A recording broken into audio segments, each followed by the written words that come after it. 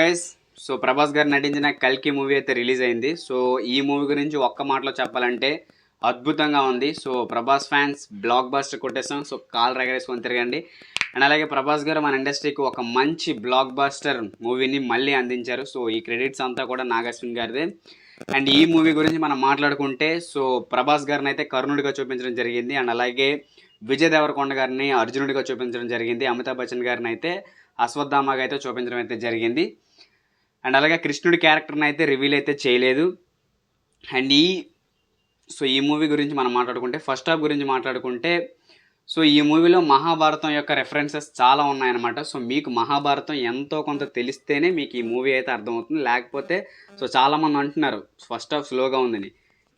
చాలా అద్భుతంగా ఉంది ఫస్ట్ హాఫ్ కూడా. సో మహాభారతం గురించి మీకు తెలిసినట్లయితే ఆ సీన్స్ అన్నీ కూడా మీకు అర్థమవుతుంటాయి. సో మీకు ఇంకా హ్యాపీగా అనిపిస్తుంది అనమాట. ఓహో, ఇది అప్పుడు జరిగింది కదా, ఇప్పుడు జరిగింది కదా. సో మీకు ఆ స్టోరీ తెలిస్తే, తెలియకపోతే ఏమీ లేదు మరి. అండ్ అలాగే ఈ మూవీ సెకండ్ హాఫ్లో కూడా సెకండ్ హాఫ్ అయితే చాలా బాగుంది. సో ఫైట్స్, అమితాబ్ బచ్చన్ గారికి ప్రభాస్ గారికి జరిగే ఫైట్స్. కల్కి మూవీలో ముందుగా చెప్పినట్లయితే ప్రభాస్ గారిని అయితే కర్ణుడిగా చూపించారు. అండ్ అలాగే విజయ్ దేవరకొండ గారిని అయితే అర్జునుడికి అయితే చూపించడం అయితే జరిగింది. సో ఈ మూవీలో ఒక సీన్ ఉంటుంది అనమాట.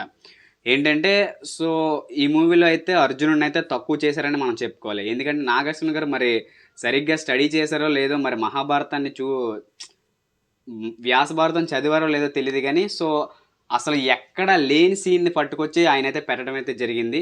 సో మహాభారతంలో ఆ సీన్ అనేది ఎక్కడ ఉండదు. అసలు కృష్ణుడు సీన్ ఏంటంటే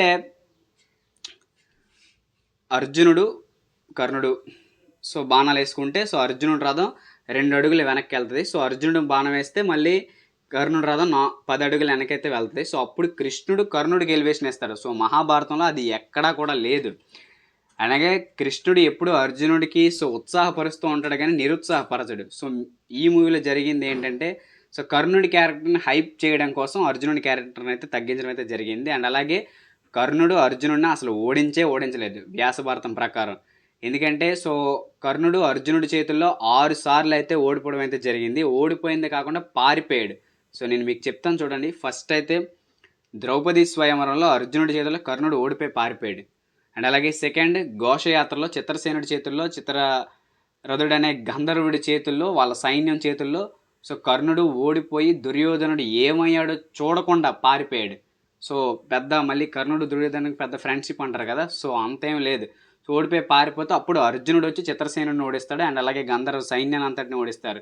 అండ్ అలాగే విరాట యుద్ధంలో సో అర్జునుడికి కర్ణుడికి యుద్ధం అయితే ఆ విరాట యుద్ధంలో అర్జునుడి చేతిలో కర్ణుడు 2 సార్లు ఓడిపోయి పారిపోతాడు. 2 సార్లు, ఒకసారి కాదు.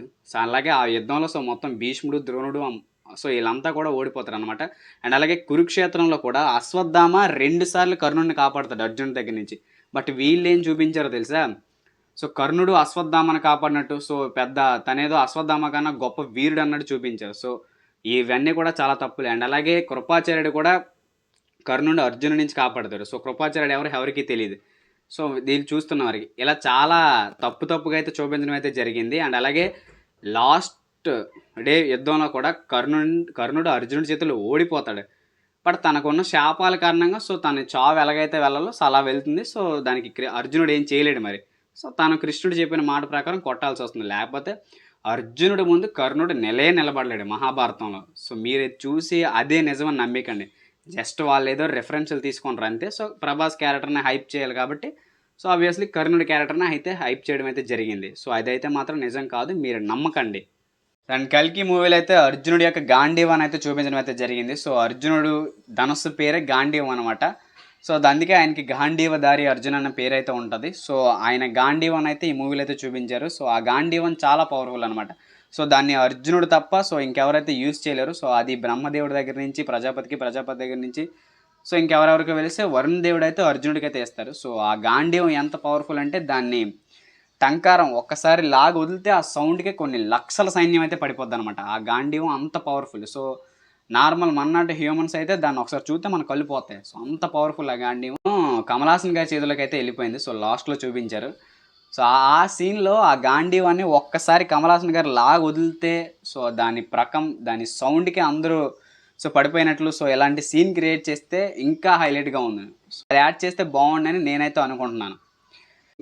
మూవీ గురించి ఇంకేం చెప్తాం, మూవీ అయితే అద్భుతంగా ఉంది. సో మీరు మహాభారతాన్ని సో వాళ్ళు ఓన్లీ క్యారెక్టర్ రెఫరెన్స్ మాత్రమే తీసుకున్నారు. సో అదైతే నిజం కాదు, నిజం కాదు, సో ఇది ఫిక్షనల్ అని నమ్మి మీరు సినిమా చూసి మీరు ఎంజాయ్ చేయండి తప్ప సో అది నిజమే అనేసుకోకండి. సో అదైతే చాలా తప్పులు చూపించారు. బట్ సినిమా కాబట్టి, ఫిక్షనల్ కాబట్టి సో మనం ఎంజాయ్ చేసి మూవీ ఎలా ఉందో మాత్రమే చెప్పాలి. సో దాని మీద డిబేట్ చేయకూడదు. అండ్ అలాగే మీరు ఒక్కటి మాత్రం గుర్తుపెట్టుకోండి, మహాభారతంలో అర్జునుడిని మించిన వీరుడు ఎవ్వరూ లేరు. అర్జునుడు మహాభారతంలో ఉన్న వీరులందరినీ కూడా ఓడించాడు కృష్ణుడి హెల్ప్ లేకుండా. సో మీరందరూ కూడా సో అర్జునుడిని తక్కువ చేస్తూ అర్జునుడి వెనకాల కృష్ణుడు ఉన్నాడు, ఆంజనేయ స్వామి ఉన్నాడు, సో అందువల్ల అర్జునుడు గెలిస్తారని అందరూ అనుకుంటారు. సో వీళ్ళిద్దరు లేనప్పుడే సో అర్జునుడు చాలామంది యోధుల్ని గెలిచాడు. సో ఆయన మీకు విషయం చెప్పాలంటే అర్జునుడు శివుడితోనే హ్యాండ్ టు హ్యాండ్ ఫైట్ చేసి సో ఆయన్ని ప్రసన్నం చేసుకున్నాడు అనమాట. సో ఆయనే చెప్పాడు అర్జునుడి గురించి, సో నేను కానీ విష్ణుమూర్తి కానీ తప్ప నిన్ను ఎవ్వడు ఓడించలేడు, సో ఈ మహాభారతంలోని ఎవడు నిన్ను ఓడించలేడని పరమశివుడు చెప్పాడు. సో అంత అర్జునుడు అయితే చాలా గొప్పవాడు. ఆయన గురించి మహాభారతం చదివితే తెలుస్తుంది. సో టీవీ సీరియల్స్ కానీ మూవీస్ చూస్తే తెలియదు. సో మీరు నమ్మకండి, సో మీరు మూవీని చూసి ఎంజాయ్ చేసి వచ్చేయండి అంతే. సో ప్రభాస్ గారిని చూడండి, ప్రభాస్ గారి ఫ్యాన్స్ అందరూ కూడా ఆయన చూస్తే ఎంజాయ్ చేయండి. నేను కూడా ప్రభాస్ గారి ఫ్యాన్నే. సో అది ఫిక్షనల్ అని నమ్మి నేను ఆ మూవీ చూశాను. సో నేనైతే చాలా ఎంజాయ్ చేశాను అనమాట. అండ్ కల్కి మూవీకి అయితే పార్ట్ 2 కూడా ఉందన్నమాట. కమల్ హాసన్ గారు అయితే ఈ మూవీలో విలన్ అన్న సంగతి మీకు అందరికీ తెలిసిందే. సో కమల్ హాసన్ గారు సో గాంధీవన్ తీసుకొని సో ఇప్పుడు హీరోస్పై అండ్ అలాగే దీపికా పడుకునే గారు కల్కికి జన్మనివ్వకుండా అడ్డుకుంటారనమాట కమల్ హాసన్ గారు. సో ఆయనే రంగంలోకి దిగుతానని సో దీంట్లో అయితే చెప్పడం అయితే జరిగింది. సో పార్ట్ 2 అయితే దీనికైతే కన్ఫర్మ్గా ఉంది. సో పార్ట్ 2లో సో కర్ణుడు అశ్వత్థామ ఇద్దరు కలిసి ఫైట్ చేసి సో కల్కిని అయితే పుట్టిస్తారు. సో ఆ కల్కి మేబీ కమల్ హాసన్ గారిని చంపే అవకాశం అయితే ఉంది. సో ఏదైనా సరే మీరు మూవీ చూడండి. సో మూవీ చూసిన తర్వాత సో మాట్లాడుకుందాం. అండ్ అలాగే సో మీరు ఇది ఫిక్షనల్, ఇది నిజం కాదు అని నమ్మి మూవీ చూడండి. సో జెన్యూన్గా మీకు చాలా హ్యాపీగా అనిపిస్తుంది అనమాట. సో ఇదైతే నా గ్యారంటీ. మూవీ అయితే హైలైట్గా తీశారు నాగేశ్వన్ గారు. మేబీ ఆయన తప్పు చూపించవచ్చు, బట్ ఆయన చేసిన ఎఫర్ట్స్కి కానీ ఆయన పడ్డ కష్టాన్ని కానీ మనం రెస్పెక్ట్ ఇవ్వాల్సిందే. మూవీ అయితే హైలైట్గా ఉంది. ప్రభాస్ గారు అయితే యాక్టింగ్ ఎరక్కుమ్మేశారు. ఎస్పెషల్లీ ప్రభాస్ గారు లుక్స్ అయితే సూపర్. ప్రభాస్ గారిని మనం ఎలా చూడాలనుకుంటున్నామో అలా చూపిస్తారు నాగేశ్వన్ గారు. సో నాకైతే చాలా బాగుంది. ఆ కాంప్లెక్స్కి వెళ్ళే సీన్ ఉంటుంది. సో మూవీలో చూడండి, లుక్స్, ఆ ఫైట్లు వేరే లెవెల్ అసలు. ఓకే.